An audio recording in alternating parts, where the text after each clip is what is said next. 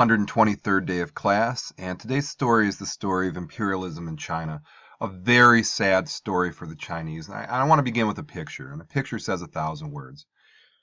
And what you're looking at is an opium den, and an opium den might be one of the worst places in the world to be.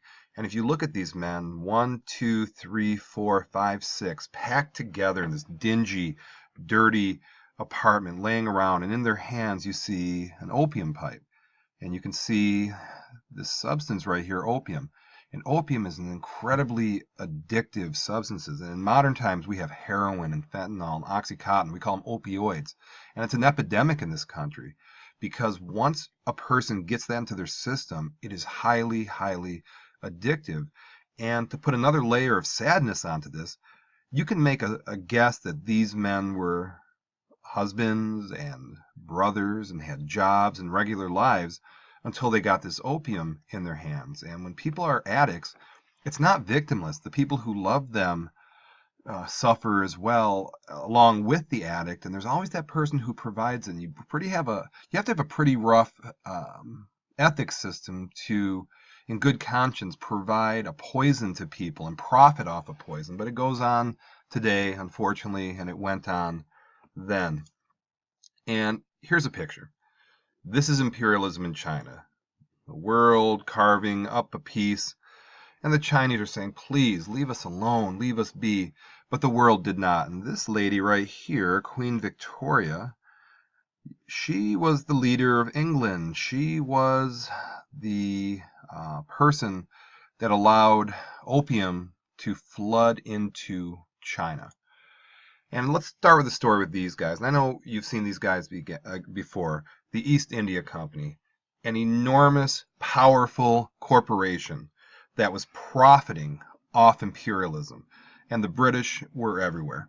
The sun never set on the British Empire. And China was just one of many places that the English traveled to. And the English really liked these commodities: tea, porcelain, and silk. I mean, they craved it. They drank tea every day. It was a symbol of status. And China had all three of these things, all the way back from the time of the Silk Road. This is not new history, but the English had an insatiable demand for these products. And the Chinese didn't necessarily want to sell to the British. They wanted to kind of be left alone, quite frankly. And the British, in their trade, provided silver, but then they realized we're going to supplement our silver with this product right here. Now, this is a poppy. Okay, now a poppy plant, if processed correctly, becomes opium. And the British already had taken over India, and they forced the Indians to grow this very addictive substance, and then with this Indian labor took this poppy, turned it into opium, and then flooded the Chinese markets with it. So the Chinese were gonna part with the tea and silk easier. It's quite a plan, not a very nice plan. And China did not want this. In 1729, China said, no, leave us alone. England, stay out. And at that point, the English got 130 chests of opium into China. It's about 130 pounds each. Now, it's a lot of drugs, but it's not going to make or break a country. But this number increased and increased and increased. And you can say there was a 42-year window where China was highly hooked on opium. A generation or two were crippled by this drug. And by 1832, 20,000 chests of opium were put into China. And you can do the math. 20,000 chests at 130 pounds each of a very potent addictive drug brought China to its knees. Horrible, horrible story for China. And China fought back, and they're fighting maybe the most powerful military force on planet Earth. And they fought them twice. In 1839, that was the first Opium War, and in 1860 to 1862, the second Opium War. The result was the same. It ended badly for China, and it ended well for England. You can see that in both of these pictures. And when you call it a treaty, is supposed to be both sides can negotiate. This was a one-sided deal. The British raked the Chinese over the coals at the Treaty of Nanjing, and it opened up the ports of Canton and Shanghai that allowed the British to flood the Chinese markets even more, the opposite of what the Chinese wanted. And then they took the jewel of China, just a perfect position and very lucrative, and that was Hong Kong. And the British held on to Hong Kong till 1997. Okay, I was 22 years old when that went away. This is not ancient history, and you can see the ceremony here. So for all those years, about 150 years, the British profited off of Hong Kong, and that's money that could have gone to China, but it went into British pockets. And it gets even worse for China. And the Taiping Rebellion, the worst civil war in history. And then the Chinese fought amongst themselves for 14 years. Now, the American Civil War went on for 4 years, and it was a horror show. 620,000 dead, 2% of the population. But that is a small fraction compared to what the Chinese went through. 14 years, between 20 and 30 million deaths.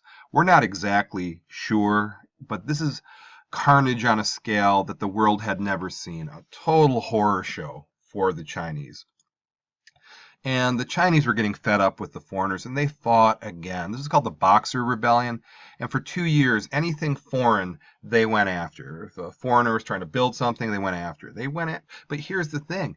They didn't have the military muscle. And once again, things ended badly for China. It was tough. I don't know what else to say. It was decades and centuries of having a very tough circumstance for the Chinese. It got bad. And here's 1910, and you can see at the bottom here, purple is Japan. Japan was doing its thing there.